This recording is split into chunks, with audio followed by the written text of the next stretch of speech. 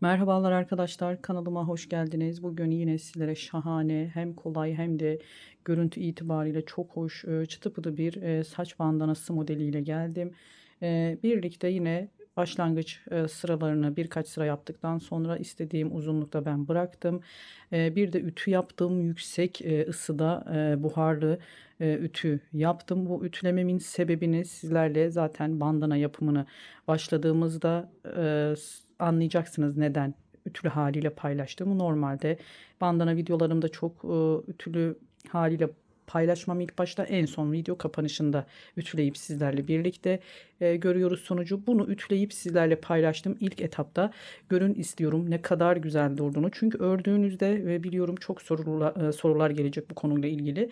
File bandana modelinde de aynı sorularla karşılaştım. Çünkü file modeli ördüğümüz zaman enlemesine şu şekilde çok uzun oluyor ve boydan çok böyle kısa gibi görünüyor. Yani topluyor bir araya kendini. Model kendini göstermiyor ördüğümüzde ütülemeden önce. O yüzden de şimdi başladığımızda zaten siz fark edeceksiniz. Birkaç sıra ördükten sonra ne demek istediğimi, ütülediğim halini sizlerle paylaşmak istedim ki ne kadar muhteşem ve güzel durduğunu. Yani hani siz de böyle şey yaratmasın, böyle olumsuzluk, aman hiç güzel olmuyor Ayşe Hanım sizinki gibi olmadı, ne yapmam gerekiyor. Çünkü daha video sonunda ütüleyip ben kapanışı yaptığım için video sonuna gelmeden atlanıyor bura. Ütülüyorum muhakkak. Tüm bandana ve saç bantlarımı özellikle yazlık koton iplerle ördüğüm zaman muhakkak ütü yapıyorum. Hiçbir şey de olmuyor. Üzerine herhangi ince tülbent ya da bir örtü sermeden yüksek ısıda buharlı ütüyle bakın ütüledim. Hem böyle hafif, daha böyle tiril tiril oluyor, hem de model kendine böyle iç içe giren bir model bile olsa açılarak modelin net görüntüsü de ortaya çıkıyor. O yüzden ben bunu ütüleyip sizlerle bu şekilde görün istiyorum. Zaten öreceğiz. Şimdi başlangıcını hemen yapıyoruz. Saç bandanamızın kenar oyasını en son yapacağım. Ne demek istediğimi şimdi anlayacaksınız. Birkaç sıra ördükten sonra ütülü ve ütüsüz halinin arasındaki farkı da birlikte göreceğiz. Şu şekilde gördüğünüz gibi modelin görüntüsü muhteşem. Yani size sormadan aklınıza takılan bu konuyla ilgili öncelikle ütümü yaptım. Sonra da şimdi birlikte başlayacağız hemen modelimize ve demek istediğim şeyi biraz da ilerleyen dakikalarda sizler de anlayacaksınız arkadaşlar. Hemen ipimin ucunu bulup geliyorum. Evet, şimdi hemen başlamak istiyorum. Yine sihirli bir halka yaparak başlıyoruz. Şöyle bir kez doladım mı da yeterli oluyor. Arasından geçirip 1, 2, 3, 4 zincir çektim. Tığıma bir kez doluyorum ipimi ve önce bir, sonra 2, sonra 2, 3 kez de üçlü trabzan yapıyorum. Bir kez doluyorum. Bir çıktım, 2 çıktım, 2 çıktım. Arada 2 zincir çektim. Yine aynı sihirli halka içerisine bir kez doluyorum. Bir çıktım, 2, 2. Bir kez dolayıp 3 seferde çıkıyoruz arkadaşlar. Yine arada 2 zincir. Çok eliniz sıkıysa bu aralardaki 3 zincir çekebilirsiniz. Eliniz eğer sık oluyorsa, o yuvalar çok küçük kalıyorsa. Hemen 1, 2, 2. 3 seferde çıktım. Bu şekilde üçerli trabzanlar yaptım. Hemen 1, 2 zincir çekmiyorum, pardon. Burada zincir çekmiyoruz arkadaşlar, özür diliyorum. Diğer kenar modelleriyle karıştırdım. Geriye çevirdim hiç zincir çekmeden örgümü. Bakın buradaki ilk trabzan değil, ikinci. Trabzan içerisine bir kaydırma ilmeğiyle geçiş yaptım. Sıradakine yine bir kaydırma ilmeği ve 2 zincirlik boşluğa bir kaydırma ilmeğiyle geçiyorum. 1, 2, 3, 4 zincir çektim. Yine aynı yuvaya 2 tane daha çektiğim 4 zincirden sonra üçlü trabzan, 3 seferde çıktığım trabzanı yaptım. 2 zincir çektim, bir kez doluyorum. 1, 2, 3. Bir kez doluyorum. 1, 2, üçlü trabzan yapıyoruz. Burası taşı kenardaki şu model kısmımız olacak. İlerleteceğimiz tekrar 1, 2, 3, 4, 5, 6 zincir çektim arkadaşlar. İpimi, tığımı bir kez doluyorum. Yine 3 tane üçlü trabzan. Bir kez doladım. 3 seferde çıktım. 2 zincir çekiyorum arada. Yine aynı boşluğa 3 seferde çıktım. Trabzanlarımı yapıyorum. Bakın oluşturmaya başladık. Şimdi yine çevirdim örgümü. Yine ikinci trabzan tepesine bir kaydırma, hemen yanındakine bir kaydırma ve ortadaki iki zincirlik yuvaya bir kaydırma ile 3 kaydırma yaparak geldik. 4 zincir çektim aynı yuvaya. 2 çektiğim 4 zincirle birlikte 3 tane trabzan, 2 zincir, 2 3. Şimdi ne yapıyoruz? Bakın ilk modelimizi buraya yapacağız. 1, 2, 3, 4, 5, 6 zincir. Eğer çok gevşekseniz bu aralardaki 6 zincirlik file boşluklarını 5 zincirle de yapabilirsiniz. Hemen tam orta kısmı sık iğne ile kapattım. 1, 2, 3, 4 zincir çektim. 4 zincir çektikten sonra bakın arkadaşlar şu tam orta kısmına batarak göstermek istiyorum. Şöyle dipten bakın ikisini birlikte batıp kaydırma ilmeğiyle çıkardım. 1, 2, 3, 4, 5, 6 zincir çektim. Tekrar yine su taşı modelimizi yapıyoruz. 3 sefer de çıkıyoruz. Arada 2 zincir. Yine 3 tane üçlü trabzan. Normalde 2 sefer dolayıp üçlü trabzan yapıyorduk. O 2 sefer doladığımızda 2 2 çıkıyorduk ilmeklerimizi. Bunu tek bir sefer dolayıp önce bir sonra kalanları 2 2 çıkıyoruz. Şimdi yine geriye çevirdim örgümü. Hemen dibine değil sıradaki yani ortadaki trabzan tepesine bir kaydırma, yanındakine bir kaydırma, üçüncü kaydırmayı bu iki zincirlik boşluğa yapıyoruz. 2 3 4 zincir, tekrar trabzanlarımı yaptım. 2 zincir, yine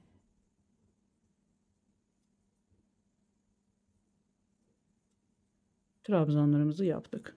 1 2 3 4 5 6 zincir çektim. Sıradaki şu boşluğa sık iğne ile kapatıyorum. Bu modelde her sırada modelimizi oluşturarak ilerleyeceğiz. Şu pıtırcıklarımızı. Hemen 1 2 3 4 zincir çektim. Pıtırcığımı yapıyorum. Yine sağ ve sol yanlardan pıtırcıklarımızı ilerleteceğiz. 1 2 3 4 5 6. Ama file boşluklarımız bir artacak yine. Bakın. İkinci file boşluğumu sıradakine kapattım. 1 de 2. Şimdi bir pıtırcık oluşturacağım. 4 zincirle yine battığım yere bakın arkadaşlar. Şu iki dalın arasına altta da alıyorum. Tam ortadan ilmeğin kaydırma ilmeğiyle birleştirdim. 1 2 3 4 5 6. Üçüncü file boşluğunu oluşturuyorum. Bakın ilk 1'di, 2, bu sırada 3 file boşluğu. Modelimiz bir alt sırada bir tane başladık. Burada iki yanda sağda ve solda birer tane yaparak 2'ye çıkardık. Şimdi son file boşluğumuzu da yaptık ve diğer taraftaki su taşı yolumuzu modelimizi kuruyoruz. Bu yanlardan ilerleteceğiz. 2 zincir. Yine modelimiz çok kolay. 1-2 sıra daha ördükten sonra anlaşılır. Gayet basit bir model. Hemen şimdi çevirdim yine örgümü. Ortadaki trabzan tepesine bir kaydırma. Yanındakine ikinci, üçüncü kaydırma, 2 zincirlik boşluğa yaptım. 4 zincir çektim. Yine bir kez dolayıp 3 seferde çıktım. Trabzanlarımı yapıyorum. 2 tane yaptım. 2 zincir çektim. Tekrar aynı boşluğa 3 trabzan daha yapacağım. Bir iki sıra daha ördüm mü biraz ilerleyince model kendini topluyor. Şöyle enlemesine yani uzunlamasına uzuyor ama boydan şu kısımdan böyle çok dar kısa kalıyor. O yüzden bunu size göstermek için ütülediğim haliyle nasıl ütülediğimi de sizlere göstereceğim. Yani şöyle sadece şu ekran önünde. Ütü videom da var arkadaşlar. Merak ederseniz bir salkım bandana modelini aşağıda videolara inerseniz çok kısa bir video çektim bu ütüyle alakalı. Nasıl bandanalarımı ütülüyorum. Bakabilirsiniz, o videodan da faydalanabilirsiniz. Şimdi su taşı modelimizi yaptım. 1, 2, 3, 4, 5, 6 zincir çektim. Bakın 3 file boşluğum vardı burada. 2 tane de pıtırcığım bu sırada. Şimdi file boşluğumuzu 4'e çıkaracağız. Pıtırcıklarımız 3'e çıkacak. Yani her sırada bir file boşluğu artacak, bir de pıtırcık modelimiz artmış olacak. Hemen yanındaki file boşluğuna sık iğne ile kapatıyorum. 4 zincir çekerek pıtırcığımızı oluşturuyoruz. Bu şekilde kaydırma ilmeğiyle 1, 2, 3, 4, 5, 6 zincir. Sıradaki bakın bu ortada pıtırcığı bırakıyoruz. Sıradaki file boşluğuna hemen sık iğne ile geçiş yaptım. 1, 2, 3, 4 zincir çektim. Yine bir pıtırcık oluşturdum. 1, 2, 3, 4, 5, 6 zincir çektim. Sıradaki file boşluğuna kapattım. 1, 2, 3, 4 zincir çektim. Bir pıtırcık oluşturuyorum. 1, 2, 3, 4, 5, 6. Dördüncü file boşluğumu oluşturuyorum. Bakın 3, 4. 3 tane de pıtırcığımız oldu. Ve bu sırayı da bu şekilde tamamlıyoruz. Her sırada bir boşluk, file boşluğu, bir pıtırcık modeli artırarak ilerleyeceğiz. 2 zincir çektim arada. Hemen yine 3 tane 3 seferde çıktığım trabzanlarımı yapıyorum. Geriye çevirdim örgümü. Ortadaki trabzan tepesine, yanındakine, üçüncüyü de 2 zincirlik boşluğa. 4 zincir, yine su taşı modelimizi hızlıca burayı geçiyorum. 2 zincir. Renkleri de biraz canlı seçmeye özen gösteriyorum arkadaşlar. Arka zemin beyaz açık renk olduğu için daha net belli olsun diye ördüğümüzde 1, 2, 3, 4, 5, 6. Şimdi bu sırada bakalım 1, 2, 3, 4. 4 file boşluğumuz 5 olacak. 3 pıtırcığımız da 4'e çıkacak. Hemen 6 zincirle sıradaki boşluğa sık iğne ile kapattım ve 4 zincir çekerek bu sıradaki ilk pıtırcığımızı oluşturuyoruz. Kaydırma ilmeğiyle kapattım. 3, 4, 5, 6 zincir çektim. Sıradaki file boşluğuna pıtırcık tepelerine hiç batmıyoruz kesinlikle. Bunlar arada kalacak arkadaşlar. 1, 2, 3, 4 zincir. Yine bir pıtırcık. 1, 2, 3, 4, 5, 6 zincir. Sıradaki file boşluğu. Her sıramız bu şekilde ilerleyecek. 1, 2, 3, 4 zincir. Bir pıtırcık. 6 zincir. Bir file boşluğu. 4 zincir. Bir pıtırcık. 1, 2, 3, 4, 5, 6 zincir. Son file boşluğumu yapıyorum. Bakın gördüğünüz gibi 1, 2, 3, 4, 5 file boşluğu, 4 tane de pıtırcık modelimizi tamamladık. Hemen burada yine su taşı modelimizi kuruyoruz. Hızlıca buraları örüyorum.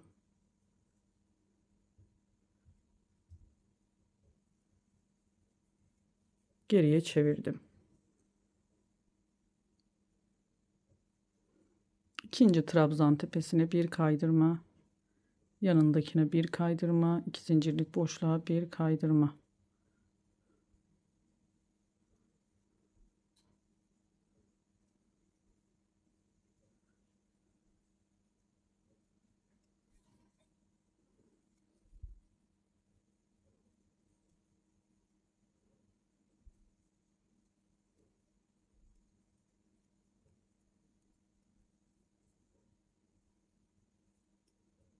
Bir, iki, üç, 4 zincir. Bu sırada yine pıtırcık sayımız 5. File boşluğumuz 6 olacak. 1, 2, 3, 4, 5, 6 zincir çektim. Sıradaki file boşluğuna geçiş yaptım. 1, 2, 3, 4 zincir çektim. Bir pıtırcık, 1, 2, 3, 4, 5, 6 zincir. Sıradaki file boşluğuna 1, 2, 3, 4.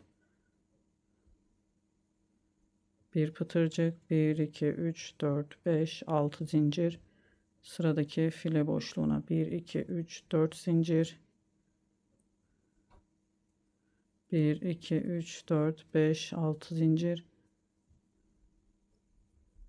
1, 2, 3, 4 zincir.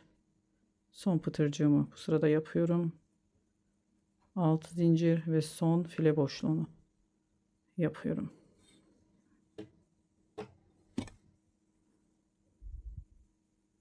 Hemen su taşı modelimizi kuralım.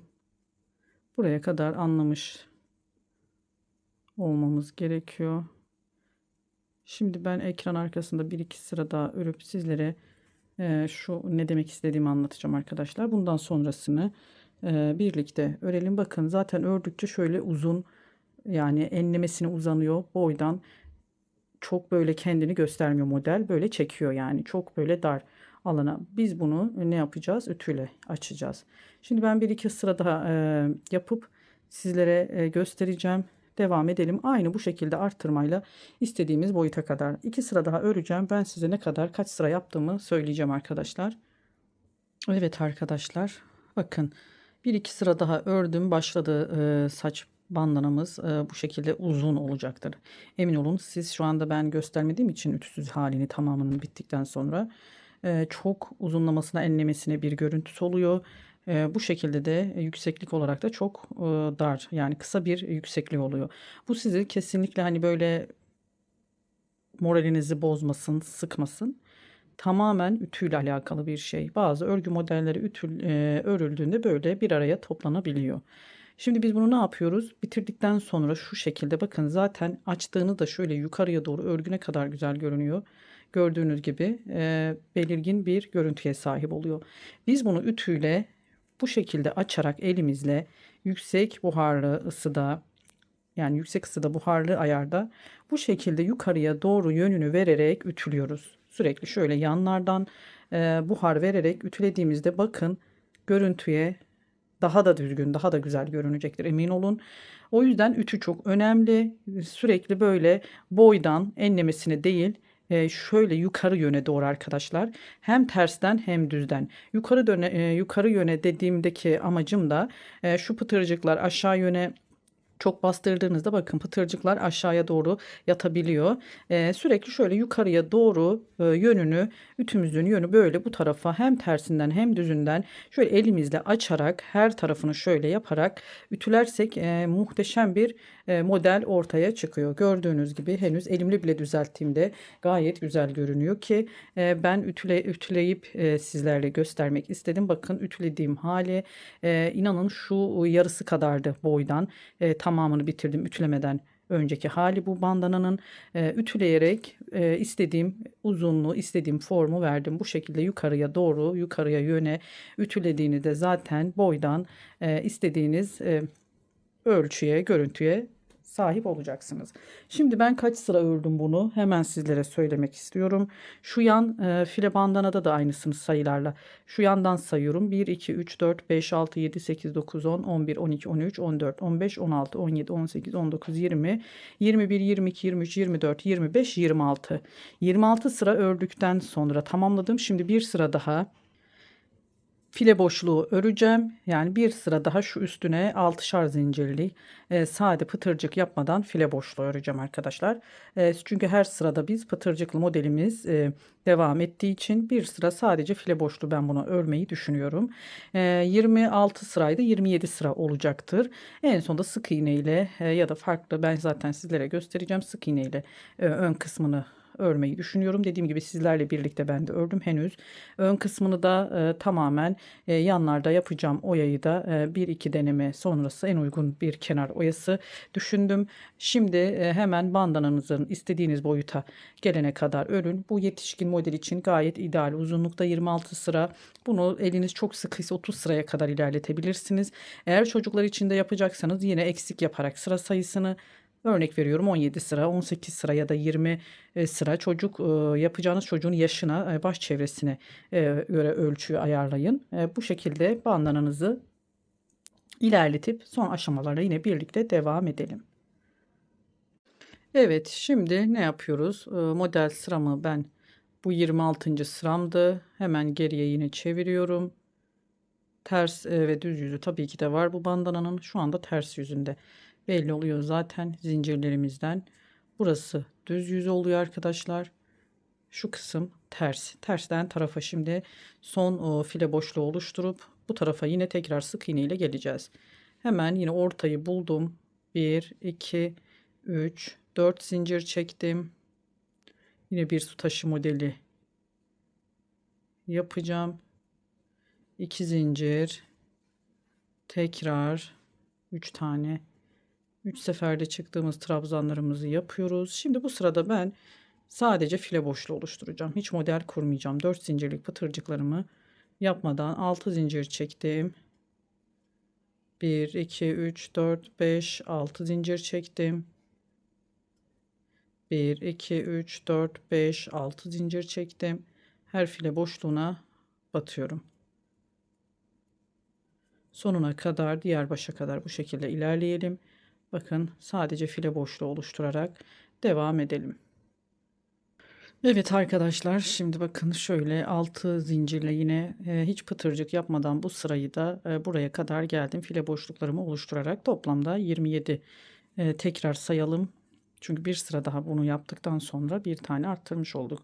1, 2, 3, 4, 5, 6, 7, 8, 9, 10, 11, 12, 13, 14, 15, 16, 17, 18, 19, 20, 21, 22, 23, 24, 25, 26, 27. Evet. 27 sıra olmuş oldu. Ama siz bunu dediğim gibi eliniz çok sıkı, çok küçük olduysa ya da ipiniz ince, liğine göre tığınızın ince veya kalın olduğuna göre de sıra sayısını artırabilirsiniz ya da daha küçük yapmak isterseniz eksik yaparak küçük yapabilirsiniz. Hemen bir zincir çektim burada. Düz yönümüze doğru biz kenar oyasında yapacağım için sık iğnemizi de geri dönmek zorundayım. Burada ters yönü oluyor. Şimdi düz yönümüzü çeviriyorum. Bir zincir çektim. Bandanamın düz yönünü çevirdim. Hemen şu ilk sık iğne yapıyorum. İlk trabzan tepesine. Yanındakine bir sık iğne, sıradakine bir sık iğne. Bu iki zincirlik boşluğa iki tane sık iğne yaptım. Tekrar trabzan tepelerine birer tane sık iğne yapıyorum. Bu sırayı komple sık iğne yaparak ilerleteceğiz. Şimdi file boşluklarına geliyoruz. 2, 3, 4, 5, 6. 6 zincirlik file boşluklarının her birine 6 sık iğne yapacağım. 2, 3, 4, 5, 6. 1, 2, 3, 4, 5, 6. Sırasıyla bakın her birine 6 sık iğne yapıyoruz bu boşlukların sonuna kadar, ta ki şu başa kadar gelelim arkadaşlar, sık iğne ile örerek. Evet, şimdi bakın şöyle sık iğne ile komple ördüm sonuna kadar geldim. Son file boşluğumu da 6 sık iğne yapıp burada trabzan tepelerine birer tane yapıyorum. 2 zincirlik boşluğa 2 tane sık iğne, tekrar kalan trabzan tepelerine. Şuradaki 3 zincirlik pardon 4 zincir çekiyorduk ilk etapta. O tepe noktasını bulacağım ve bir tane sık iğne yapacağım oraya da, sonra bağcık kısmını oluşturacağız arkadaşlar. Bağcığımı yine ben düz bildiğiniz klasik yaptığım, toplamda yine 70 adet zincir çekip kaydırma ilmeğiyle aşağıya ineceğim. Uç kısmına yine ben ahşap boncuk bu modele yakıştırıyorum. Zaten böyle hani sade tek bir renkle bir model olduğu için ahşap boncuk güzel hareketlilik katacaktır. Siz farklı bağcıklarda yapabilirsiniz. 70 adet zincir çekelim. 70 adet zincirimi çektim. Hemen yanındaki zincirden kaydırma. Hatta şu ikinciye de yapabilirim. Uç kısmına önceki videolarımda ahşap boncuk takmıştım. Yine en son gösteririm. Kaydırma ilmekleriyle aşağıya kadar inelim. Evet, bağcığımızı da yaptık. 70 zincirle çektim. Daha uzun isterseniz fazla çekin zincir sayısını. Son zincirime de kaydırmayı yaptım ve burada bakın sık iğne yapmıştık şu tepeye. Bu sık iğnenin şu öndeki iki dalına bir kaydırma daha yapıyorum. yine aynı tepe noktasına kapattım sık iğne ile. Şimdi burada kenar oyasını yapacağız. Ben çalıştığım için daha önce ayarlama yaptığım için bakın battığım yerler tepe noktaları belli. Şu noktaya ben kaydırma yapmak istiyorum. Daha köşeli sivri olacaktır. 1 2 3 4 5 6 7 zincir çektim. 1 2 3 4 5. zincir içerisine 1 2 3 4 bir pıtırcık yapıyorum. 1 2 zincir çektim. Hemen yanındaki şu su taşı modellerimizin tepe noktalarına bir sık iğne ile geçiş yaptım. 1 2 3 4 5 6 7 zincir çektim. 1 2 3 4 5.'ye yine bir pıtırcık kaydırma ilmeği ile 1 2 zincir çektim. Hemen sıradaki tepe noktasına sık iğne ile kapattım. 1 2 3 4 5 6 7 zincir çektim. 5.'ye bir pıtırcık oluşturuyorum. 8 zincirle de yapabilirsiniz. Yani şu 2 zincir olan kısımlar 3'er zincir de olabilir arkadaşlar. Ben 3 zincir çok yakın olduğu için şu su taşı modelleri birbirine mesafesi. Bu 2 zincirle daha böyle hani bir araya üst üste binmiyor. Daha güzel, hoş oldu yani ölçü olarak.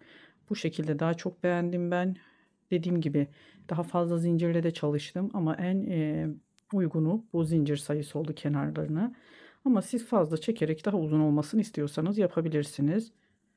6 7 zincir 1 2 3 4 5.'ye bir pıtırcık oluşturuyoruz. Burada 2 zincirimiz kalıyor zaten. Sonrasında yine 2 zincir. Sıradaki tepe noktalarına, şu zincir içlerine değil arkadaşlar. Tam şu tepe zincir içlerine batıyoruz, köşe noktalarına. Bu şekilde bir kenar oyası yaptım. Hem pıtırcık modeline yani bu içindeki orta modeline uyum sağlıyor hem de daha böyle kibar bir kenar oyası olduğunu düşünüyorum. Siz farklı kenar oyaları da yapabilirsiniz. Sonuna kadar şu kısma kadar gelelim arkadaşlar. Yine orada ben çok bir farklılık yok ama yine sizlerle birlikte bu uç noktayı, en uç noktayı göstereceğim. Yine diğer yan tarafında yapıp bandanamızı tamamlayacağız. Evet arkadaşlar bakın komple bu kenarlarını yaptım. Sonuna geldim. Yine köşe noktamıza 2 zincir çekip buradaki şu 3 trabzanlık tam zincir ortasından batıyoruz bu kez. Bu kısma şu zincirlerimi düzeltmek istiyorum. 1 2 bu orta kısmı kapattım.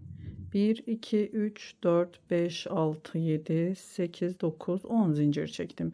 1 2 3 4 5 6. zincire şu şekilde yine bir pıtırcık oluşturuyorum. İsterseniz siz bunu 3 tane pıtırcık da yapabilirsiniz. Şöyle 1 2 3 4 5 aynı noktaya 3 tane yapalım. Bir tane de olur.